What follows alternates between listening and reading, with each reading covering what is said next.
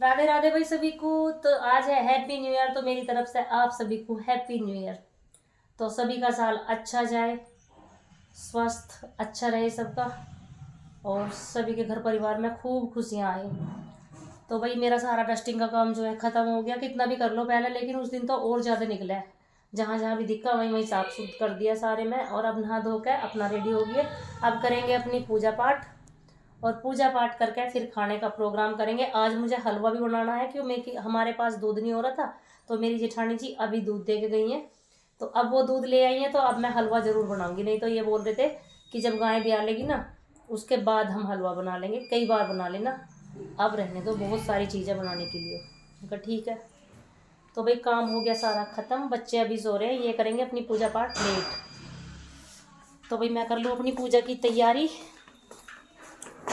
की जला दूँ लाइट। हाँ,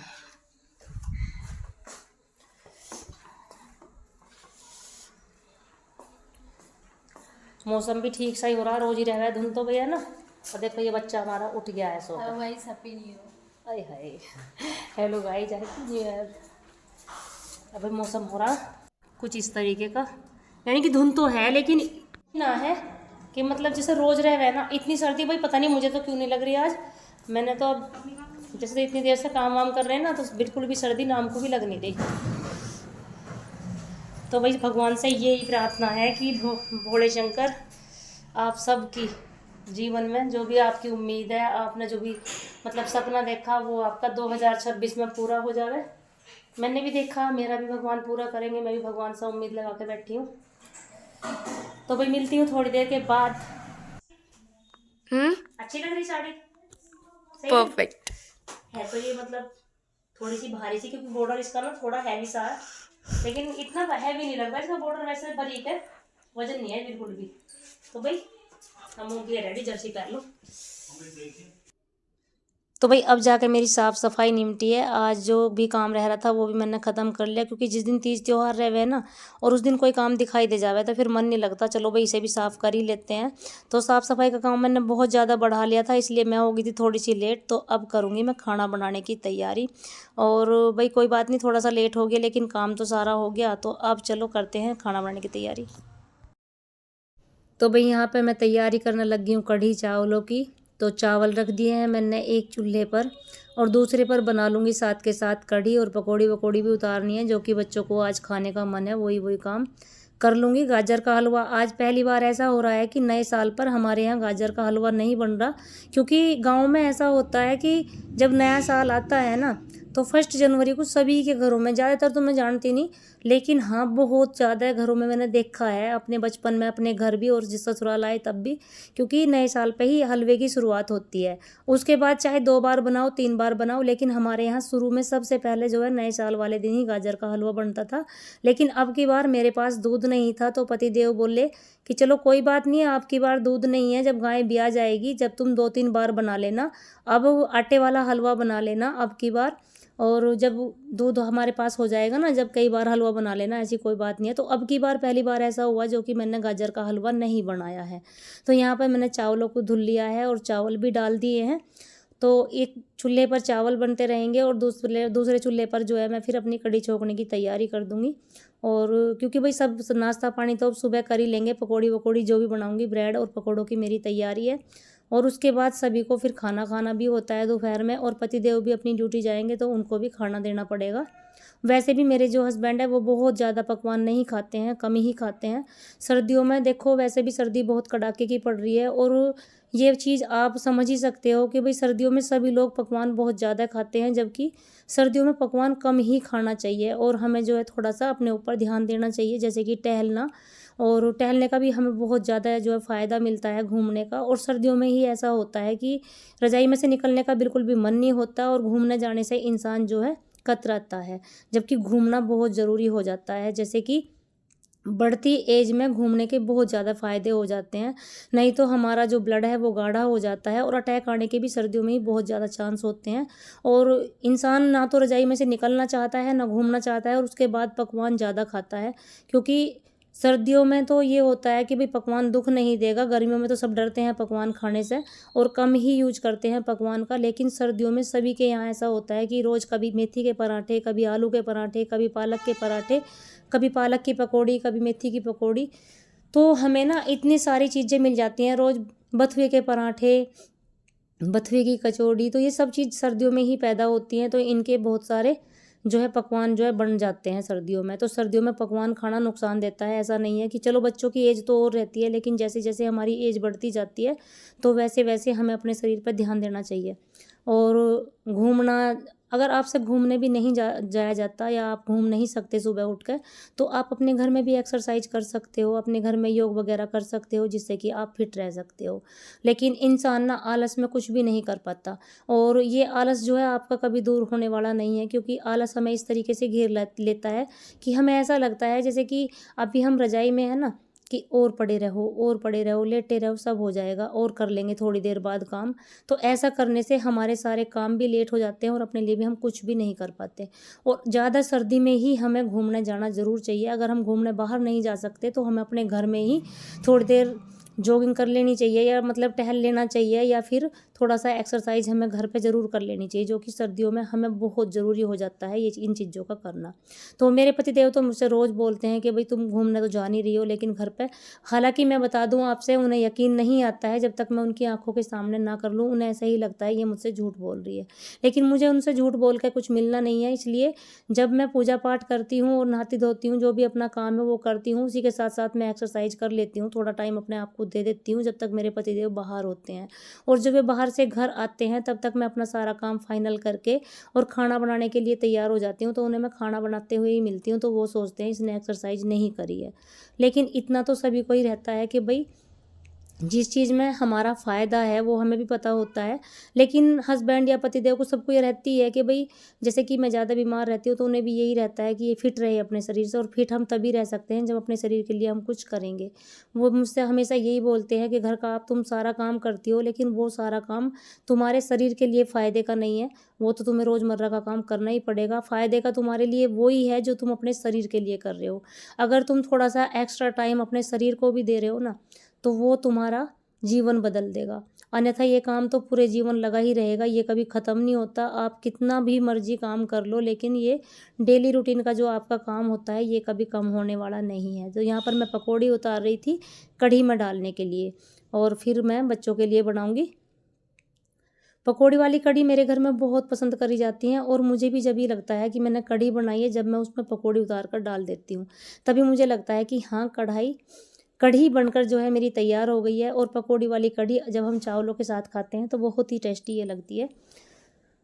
तो अब मैं बच्चों के लिए थोड़ी-सी पकौड़ी बनाऊँगी। देख लीजिए आप, हमारे घर में जब भी पकवान बनता है, मेरे पतिदेव कभी भी पकवान नहीं खाते, और मतलब ऐसा भी होता है जब मैं पकवान बनाती हूँ ना और हम साथ के साथ बोलते हैं कि खा लो, कभी भी उनका मन ऐसा नहीं चलता कि सब पकवान खा रहे हैं मैं भी खा लूँ, तो वो बहुत कंट्रोल रखते हैं अपने आप पे। यहाँ पर मैं आ गई थी मंदिर में पूजा करने के लिए, बाहर हम लोग कहीं भी जा नहीं पाए थे, तो मैं उनसे कहने लगी कि आप मेरे साथ घर पे ही पूजा कर लो। तो उन्होंने कहा ठीक है। घर में भी भगवान ही है मानने के लिए, अगर आपके पास कहीं जाने के लिए टाइम नहीं है तो आप अपने घर में भी पूजा कर सकते हैं। तो मेरे पतिदेव यहाँ पर मेरे साथ पूजा कर रहे थे, और जैसे-जैसे मुझे टाइम मिला उस दिन मैंने वैसे-वैसे ही सारा काम करा, और यहाँ पर मैंने अपने पतिदेव के पैर भी छू लिए थे, क्योंकि मम्मी हमारे पास नहीं रहती है, तो मम्मी पास तो मैं गई नहीं थी, तो इसलिए मैंने कहा पतिदेव से चलो मैं आपके ही पैर छू लेती हूँ, आप भी मेरे लिए भगवान ही हो।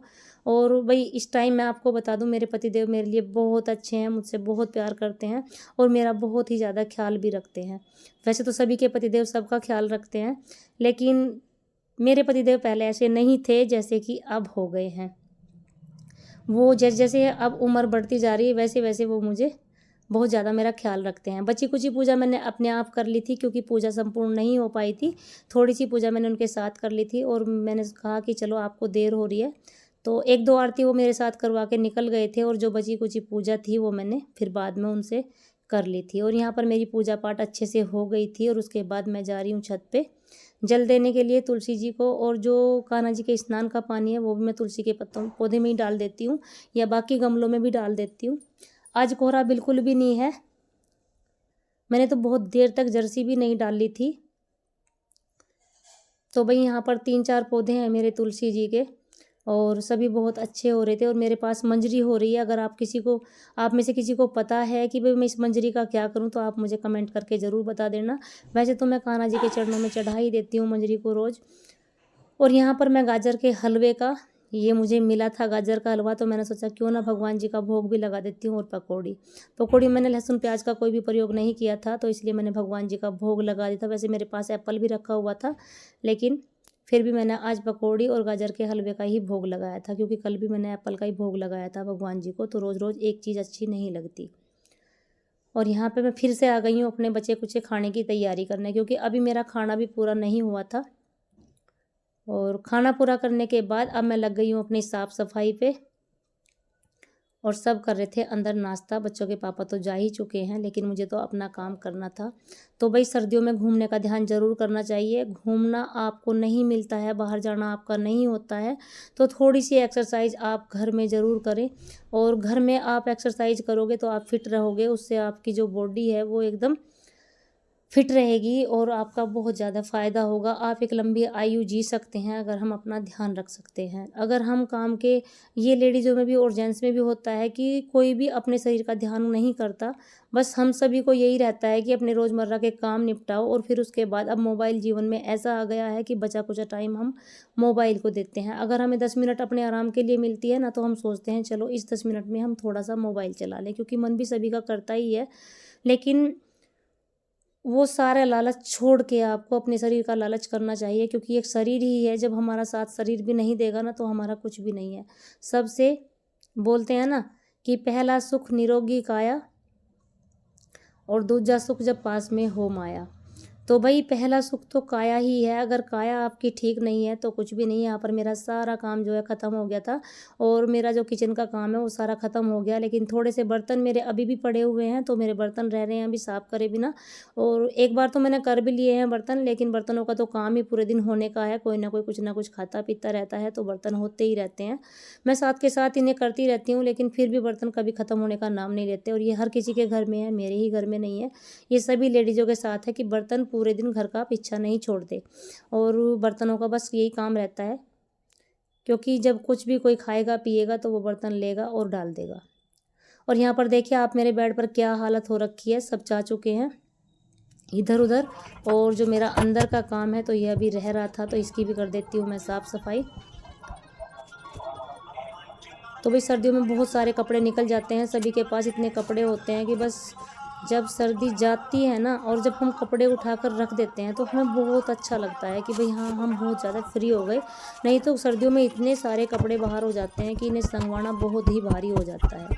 और हर दिन का यही काम होता है, फैलाना और संगवाना, फैलाना और संगवाना। तो यहाँ पर मैंने सारे कपड़ों की जो है तह लगा दी थी, और अब मैं बेडशीट बिछा दूँगी।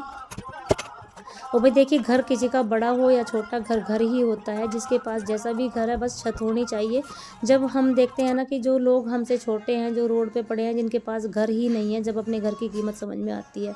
नहीं तो ये नहीं है कि भाई घर बड़ा ही हो या घर अच्छा ही हो, सुंदर ही हो, जब भी घर होता है। घर तो घर होता है। जब तक हमारे सिर पर भगवान ने छत दे रखी है, तो हम दुनिया के रईस आदमी में ही अपने आप को मान लेंगे। क्योंकि घर पे छत होना या हमारे सर पे जो छत होना बहुत बड़ी बात है। भगवान ने अगर हमको इतना दिया है, तो इतने में हमें खुश हो जाना चाहिए। और कभी भी किसी दूसरे को देख कर दुखी नहीं होना चाहिए कि भाई मेरे पास तो ये नहीं है, उसके पास ये है, मेरे पास तो कुछ है ही नहीं।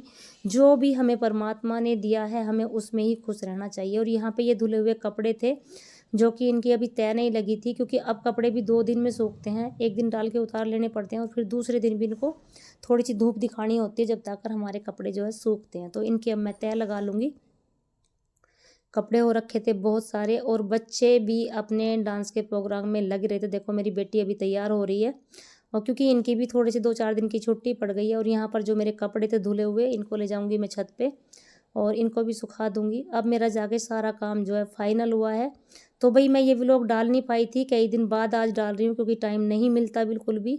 और ये मेरा नए साल वाले दिन का ही व्लॉग है, पर फिर भी क्या करूँ भाई, टाइम नहीं मिला डालने का। तो जैसा भी है, आप लोगों को अगर पसंद आए तो एक बार कमेंट में ज़रूर लिख देना, और कोशिश रखूँगी कि आपके 2-4 दिन में व्लॉग जो है मैं आपके पास तक पहुँचा दूँ, क्योंकि ज़्यादा टाइम मुझे नहीं मिल पाता। कोशिश तो मेरी रहती है, और अच्छा लगे या बुरा लगे तो इसके बारे में आप ही मुझे बताओगे। अगर कोई कमी है तो उसे भी मैं दूर करने की कोशिश करूँगी।